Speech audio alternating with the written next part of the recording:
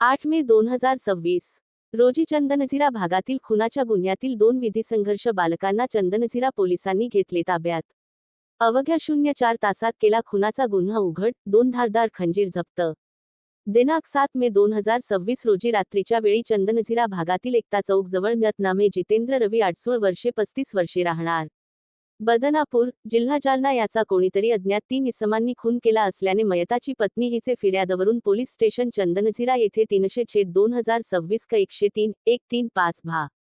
न्या. सम. प्रमाणे गुन्हा दाखल झाल्याने गुन्ह्याचे गांभीर्य लक्षात घेऊन पोलीस अधीक्षक तेगबीर सिंह संधू यांनी तात्काळ आरोपी अटक करण्याबाबत पोलीस निरीक्षक बाळासाहेब यांना सूचना दिल्याने त्यांच्या मार्गदर्शनाखाली पोलीस स्टेशन चंदनझिराचे 2 तपास पथक तयार करून आरोपीचा शोध घेत असताना आरोपी हे सिल्लोड जिल्हा छत्रपती संभाजीनगर औरंगाबाद येथे असल्याची गुप्त बातमी मिळाल्याने पोलीस उपनिरीक्षक रवी देशमाने व त्यांचे पथकातील प्रशांत देशमुख, कृष्णा तंगे, साई पवार, रवींद्र देशमुख यांनी मध्यरात्री तांडा बाजार, ता. सिल्लोड येथे शोध घेतला असता खून करून लपून बसलेले दोघे विधिसंघर्ष बालक मिळून आले.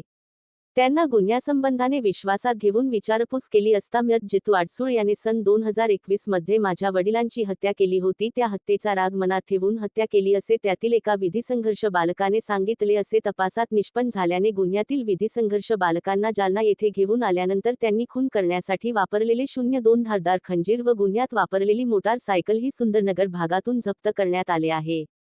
तसेच गुन्ह्यातील त्यांचा तिसरा साथीदार निष्पन्न झाला असून त्याचा शोध सुरू आहे.